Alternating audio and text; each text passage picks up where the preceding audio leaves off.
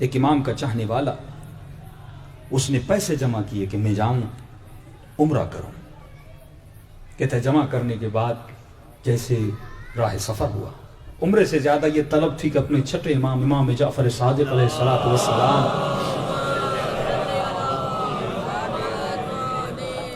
امام جعفر صادق کی زیارت ہو جائے. راستے میں جا رہا تھا، جاتے جاتے ایک دریا سے گزر ہوا. اس دریا کے پاس ایک خاتون ہے جو کپڑے دھو رہی تھی، کپڑوں کا بڑا ڈھیر تھا. میں تھوڑی دیر کے لیے رک گیا، اس کی غربت کو دیکھ کر، اس کی تھکاوٹ کو دیکھ کر. اتنے زیادہ کپڑے ایک عورت دھو رہی ہے. رک گیا تھوڑی دیر کے لیے، ذہن میں آیا کہ رک جاؤ. احساس جب بندے میں ہوتا ہے نا، وہ رک جاتا ہے. کہ رک گیا.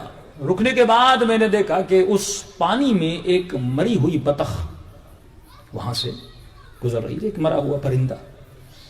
اس خاتون نے دائیں بائیں دیکھا اور اس بطخ کو لیا اور کپڑوں کے نیچے چھپا دیا. اب کہتا ہے مجھ پہ واجب ہوا، مسلم کنٹری ہے اور خاتون ایک مردار کیوں اٹھا رہی ہے؟ سوال کرو نا خود سے، یہ معاشرہ گناہ میں کیوں جا رہا ہے؟ یہ بدبختیوں میں کیوں جا رہا ہے؟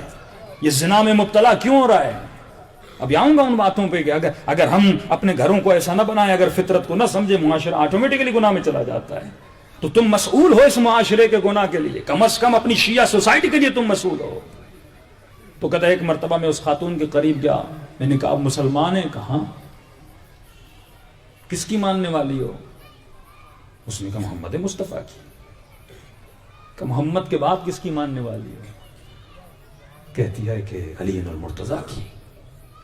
اور اس کے دل میں احساس پیدا ہوا کہ کس قبیلے سے اور کون ہو؟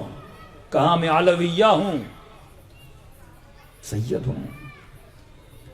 کہا کہ سوال یہ ہے کہ آپ نے، میں نے دیکھا پانی سے ایک مردہ بطخ جا رہی تھی، اس کو اٹھا کے آپ نے کپڑوں کے نیچے رکھ لیا. کہا میں نے رکھا. کہا آپ کو نہیں پتا کہ مردار کا گوشت کھانا حرام ہے؟ کہا پتا ہے. کہا پھر کیوں اٹھایا؟ کہ اس کی آنکھوں میں آنسو آئے اور رونے لگی. کہ رو کیوں رہی ہو؟ کہ روز گھر جاتی ہوں اور میرے بچے کہتے ہیں کہ اماں گوشت کب کھلاؤ گی؟ 30 دن میں میرے گھر میں 25 دن گوشت پکے اور غریب مہینے میں 1 دن. یہ مسئول ہیں، ہم مسئول ہیں. سوال ہوگا ہم سے. یہی تو سوال ہے. اتنی تھوڑی آسان ہے قیامت، اتنا تھوڑا آسان ہے حساب و کتاب کہ اللہ میں نے نماز پڑھی، روزہ رکھا، فروع دین کا کیا ہوگا؟ 9 درجے ایمان کے حقوق العباد ہیں، ان حقوق کا کیا ہوگا؟ خدا تم سے سوال نہیں کرے گا. اس نے کہا کیا مطلب؟ کا روز جاتی ہوں، ماں ہوں، ماں کا دل نرم ہے. اب بچوں کا رونا دیکھا نہیں جاتا. میں نے کہا آج اٹھا لیتی ہوں اور بچوں کو بھون کے کھلا دوں گی. اس نے سوچا اے امام کے صحابی، تو عمرے پہ جا رہا ہے، 10 مرتبہ تو مولا حسین کی زیارت کر کے آئے، پر اگر یہ کردار رہا تو معصوم فرماتے بعض لوگ ایسے ہیں جو قرآن پڑھتے ہیں پر قرآن ان پہ لعنت کرتا ہے، زیارت کرتے ہیں پر یہی زیارت ان پہ لعنت کرتی ہے. کہ تم 1 دفعہ زیارت کی، 2 دفعہ زیارت کی، تمہیں یہ فکر نہیں کہ معاشرے میں لوگ بھوک مر رہے ہیں. چلو 1 مرتبہ کسی اور کو بھی زیارت پہ بھیج دو نا. زیارت کرنا فخر نہیں ہے، کربلائی بننا فخر ہے، حسینی بننا فخر ہے. مثلی لا یبایع مثل یزید بنو، حسین جیسا جس نے اپنا سب کچھ لٹا دیا تاکہ معاشرہ سدھر جائے. یہی تو تبلیغ اور یہی تو کردار حسین ہے کہ سوسائٹی ایسی بناؤ جو حسینی سوسائٹی ہو، جس سوسائٹی کے وجود میں درد ہو، جس سوسائٹی میں احساس ہو. اگر احساس نہیں تو یہ بندہ، یہ انسان نہیں ہے، یہ حیوان ہے. تو اس نے کہا کہ میں نے 1 مرتبہ دیکھا کتنے پیسے ہیں، عمرے کے لیے جا رہا ہوں. میں نے کہا خاتون آ، میں تجھے لے کر دیتا ہوں. کہا اتنے سال سے میں نے یہ پیسے جمع کیے تھے، ایک عمرہ کروں اور امام کی زیارت کروں.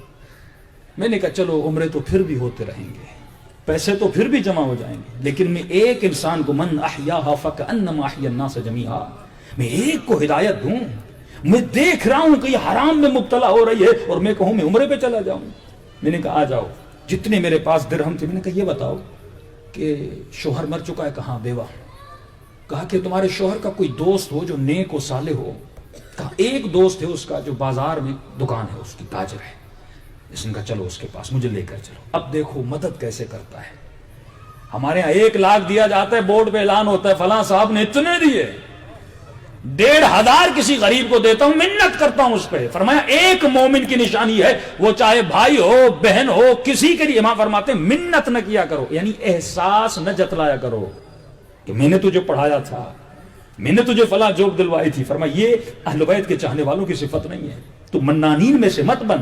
اگر تم نے کیا ہے تو اللہ کے لیے کیا ہے، کسی کو احساس مت دلایا کرو کہ میں نے تیرے لیے یہ کیا.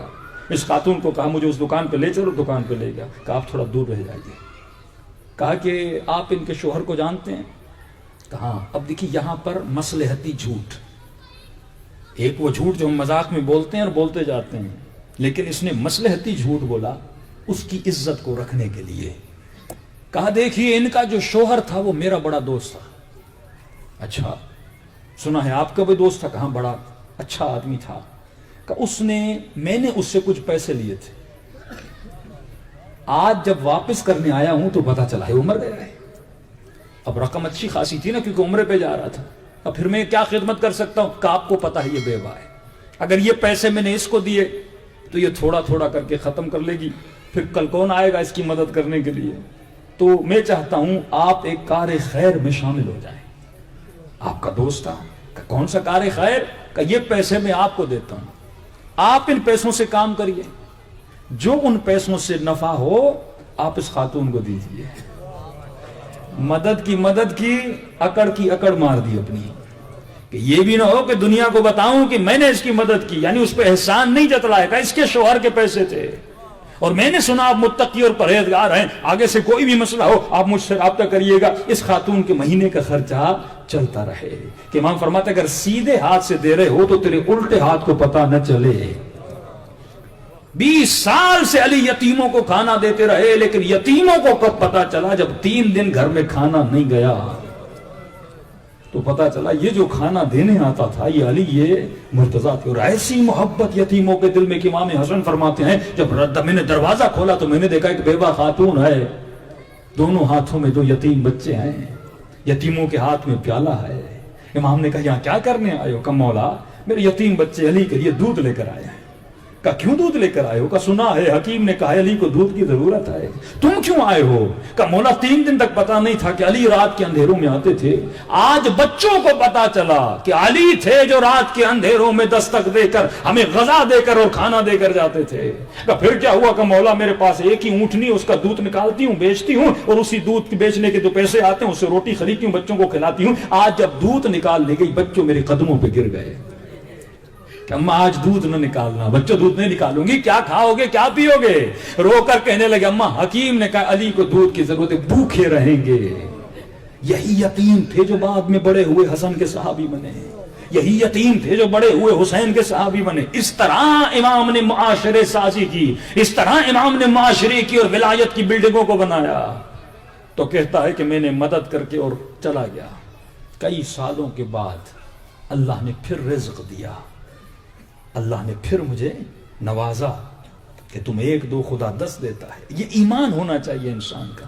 رزق دینے سے کم نہیں ہوتا، یہ تو مال ہے دنیا میں رہتا ہے. اصل رزق ابدی ہے کہ جب وہاں جاؤ. امام فرماتے ہیں کچھ لوگ ایسے ہیں جو دنیا میں امیر ہوتے ہیں اور آخرت میں فقیر ہوتے ہیں. کچھ لوگ ایسے ہیں جو دنیا میں فقیر ہوتے ہیں آخرت میں امیر ہوتے ہیں. تو اللہ کو کہیں گے خدایا میرے پاس تو کچھ بھی نہیں. اللہ کہے گا جتنا تو نے وہاں دیا تھا اتنا میں تجھے یہاں دوں گا.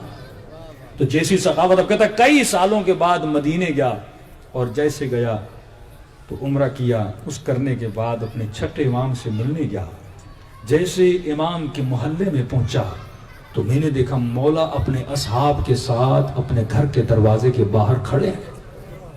بتایا بھی نہیں تھا کہ مولا میں آ رہا ہوں، دروازے پر کھڑے ہیں. اور جیسے امام نے مجھے دیکھا باہوں کو پھیلائے اور کہا آ جا میرے حاجی، میرے سینے سے لگ جا. کبھی کبھی ایک عمل مجھے حاجی بنا دیتا ہے. صلوات پڑھے محمد وعلی محمد.